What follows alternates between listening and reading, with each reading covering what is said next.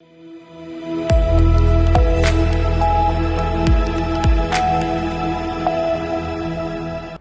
मैं हूं रत्ना और आप देख रहे हैं सी न्यूज़ भारत। आइए रुक करते इस खबर की ओर। देहरादून में अन्ना हजारे के सहयोगी संगठनों द्वारा राष्ट्रीय लोक आंदोलन की प्रेस वार्ता आयोजित की गई और इस दौरान उत्तराखंड में संगठन के विस्तार की घोषणा करते हुए जनहित, पारदर्शिता और सामाजिक जागरूकता के मुद्दों पर विस्तार से चर्चा की गई। प्रेस वार्ता में पदाधिकारियों ने कहा कि अन्ना हजारे द्वारा शुरू किए गए जन आंदोलन की विचारधारा को आगे बढ़ाने के लिए राष्ट्रीय लोक आंदोलन प्रदेश के विभिन्न जिलों में अपने संगठन को मजबूत करेगा। इसके तहत सामाजिक कार्यकर्ताओं, युवाओं और आम नागरिकों को संगठन से जोड़ने का अभियान चलाया जाएगा। कार्यक्रम में अन्ना हजारे के संदेश मैं रहूं या ना रहूं, मशाल जलती रहनी चाहिए का उल्लेख करते हुए जन भागीदारी बढ़ाने पर विशेष जोर दिया गया। वक्ताओं ने कहा कि भ्रष्टाचार के खिलाफ आवाज उठाना, शासन प्रशासन में जवाबदेही सुनिश्चित करना और जन सरोकारों के मुद्दों को प्रमुखता से उठाना संगठन की प्राथमिकता रहेगी। प्रेस वार्ता में राष्ट्रीय लोक आंदोलन से जुड़े पदाधिकारियों के साथ विभिन्न सामाजिक संगठनों के प्रतिनिधि भी मौजूद रहे। संगठन ने कहा कि उत्तराखंड में विस्तार के बाद जनहित से जुड़े मुद्दों को और अधिक प्रभावी ढंग से उठाया जाएगा और जनता को एक मजबूत मंच उपलब्ध कराया जाएगा। मैं चौधरी शाह आलम, किसान मोर्चा अध्यक्ष, और हम लोग अन्ना जी के विचारों से प्रभावित हैं और हम लोग पिछली जो बड़ी मीटिंग हुई थी महाराष्ट्र, हम पूरे दल बल के साथ, पूरी टीम के साथ वहाँ भी गए थे और जो कल्पना दीदी हैं, जो राष्ट्रीय लोक आंदोलन की जो कार्यकारी अध्यक्ष बनाई गई हैं, हम इनकी भी विचारधारा से प्रभावित हैं और हम इनके साथ तन मन धन से हैं। उत्तर प्रदेश के अंदर जहाँ भी जो भी आदेश कल्पना दीदी जी का होगा, हम उसका पूर्ण रूप से पालन करेंगे और हर तरीके से हमारा संगठन भारतीय किसान मजदूर संयुक्त मोर्चा हर तरह से लड़ाई लड़ने के लिए किसान की, मजदूर की, दबे कुचले की कल्पना दीदी जी के साथ रहेगा, राष्ट्रीय लोक आंदोलन के साथ रहेगा और पहले भी सही हम लोग साथ काम करता रहे। और हम तो ये चाह रहे हैं कि अन्ना जी की आवाज़ उत्तर प्रदेश के हर घर तक जावे और हम वहाँ भी रिक्वेस्ट कर गए थे, महाराष्ट्र भी जब हम गए थे कि अन्ना जी एक बार उत्तर प्रदेश की पवन धरती पर आवें, लेकिन चलो उनका स्वास्थ्य ठीक नहीं चल रहा।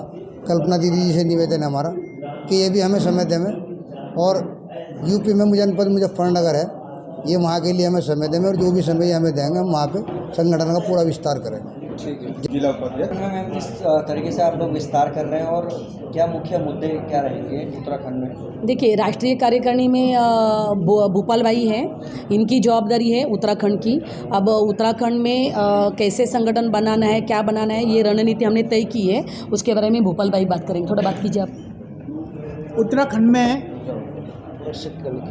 वार्ता हुई, देश के कई सामाजिक संगठनों ने आज हमारे राष्ट्रीय लोक आंदोलन के साथ में हिस्सा लिया। बहुत से संगठन, इस अन्ना हजारे जी की जो टीम है, जिसके राष्ट्रीय अध्यक्ष स्वयं अन्ना हजारे जी और कार्य अध्यक्ष हमारी बहन कल्पना है, इस संगठन के साथ में कई लोगों ने काम करने का निर्णय लिया और इसको लेकर अभी हमारी एक और बैठक होने जा रही है। उन तमाम संगठन जो आज आए थे और अन्य जी भी जो संगठन हैं, उनके साथ में हमारी फिर से वार्ता होनी है और उसमें सबको जिम्मेदारियां दी जाएगी पूरे प्रदेश के अंदर। जो जो जिम्मेदारी लेना चाहता हो, किंतु उन संगठनों को ही हम अपने साथ रखेंगे जो चुनाव ना लड़े, जो गैर राजनीतिक लोग हों, जो समाज के लिए लड़े। क्योंकि आपने अक्सर देखा होगा कि जब भी कोई मजदूर, कोई किसान जब लड़ाई लड़ता है अपने हकों की, तो उनके बीच में कई राजनीतिक लोग झंडा लेकर आते हैं और अपना गला साफ करने लग जाते हैं, सिर्फ कि मेरी पार्टी का नाम इस आंदोलन में बड़ा हो जाए।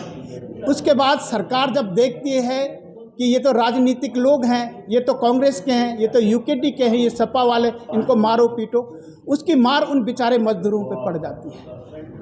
वो बेचारे मजदूर बिना बात मारे जाते हैं। यदि उनके साथ में कोई गैर राजनीतिक अन्ना हजारे के जैसे कोई संगठन हो जो राजनीति नहीं करते हैं, तो सरकार भी उनसे डरेगी और जनता भी विश्वास करेगी। उन पे इतनी हिम्मत नहीं है कि उनके ऊपर लाठीचार्ज करवा दे, उनके ऊपर गोली चलवा दे।